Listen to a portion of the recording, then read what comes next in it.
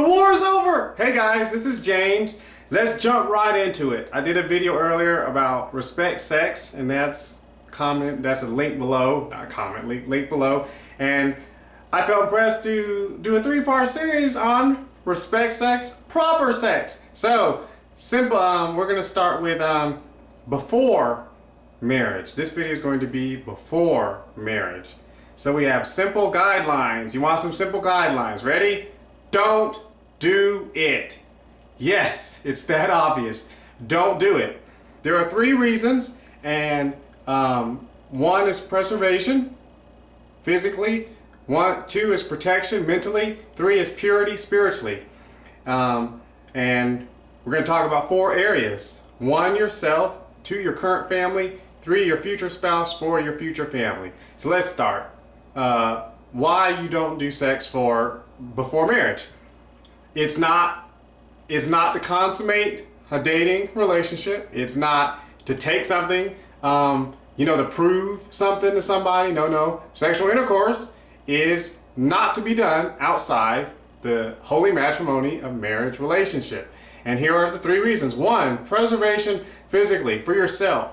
Not having sexual intercourse with persons that are not married to you. 1, it does preserve you physically. It actually takes physical energy to perform this act.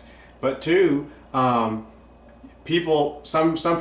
ladies end up getting pregnant, and that is a toll on their body, especially if they're young and they're not ready for that. They're not ready to have a child. They're not wanting to start a family, and it can physically can bring sickness and disease on you. Not everybody's trying their best to not share sexually transmitted diseases. But so physically, so 1, you want to not do it to preserve yourself, preservation, the physical realm, physically. And 2, preserve your family, your current family, physically. I mean, if you get some type of disease and it causes you to step into eternity early, your current family has been affected by that. So even when you consider why not to do it, your physical status in your life will affect your family, and it can physically affect your family as well. I mean, if your parents start worrying about you way too much, they could end up moving out of the mental realm into the physical realm, and it could cause health problems for them. 3, your future spouse, preserving them physically. I mean, because if you dishonor your body and do something to yourself that could cause problems, then when you meet your future spouse, I mean, they're like ready to get married, and they find, okay, well, you got this disease, or something's happened in the past and your body is not like recovered over it. That's a serious thing. Now listen, this has nothing to do if you didn't know any of this information. If this is new to you, then welcome to the proper way to engage in sexual intercourse. If you didn't know that, that's something. We're not. This is not a venue for persons who are trying to promote sexual immorality. This video was not designed to be a part of that venue.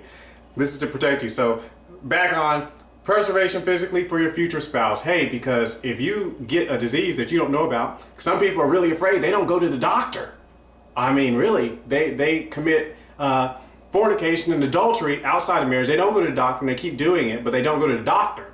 And because they're afraid if they go to the doctor, they'll have something. Well, if you finally decide to get married, and you have some physical disease, you certainly don't want to pass it on to your spouse, and that could affect that spouse physically, especially if you never go to the doctor or whatever, and you pass it on to them. So you could even affect them physically.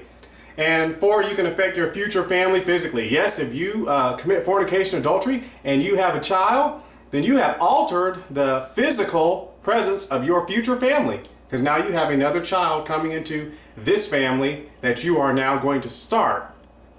So now you have this future, you have the child, but also you have the child's parent, then you have the child's grandparents, and hey, 6 sets of grandparents may be cool on Christmas, but in the long run it's not. So not having sex before marriage can preserve your physical family. And that is very, very, very important.